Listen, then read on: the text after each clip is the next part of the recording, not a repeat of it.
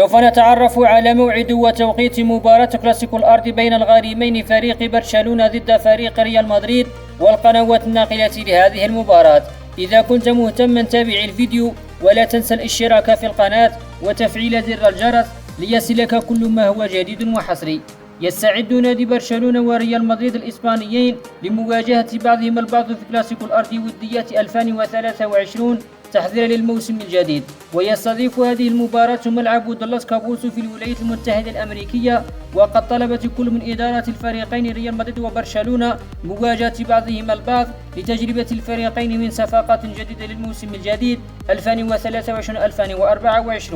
أحداث اللقاء ستذاع عبر قناة البارسا تيفي، ومن المتوقع نقل المباراة عبر قناة الرابعة العراقية والشارقة الرياضية الإماراتية. وسوف تنطلق صفرة البداية في تمام الساعة 3 صباحا بتوقيت الجزائر وتونس والمغرب، 4 صباحا بتوقيت ليبيا والسودان، 5 صباحا بتوقيت السعودية ومصر والعراق وسوريا والأردن والبحرين.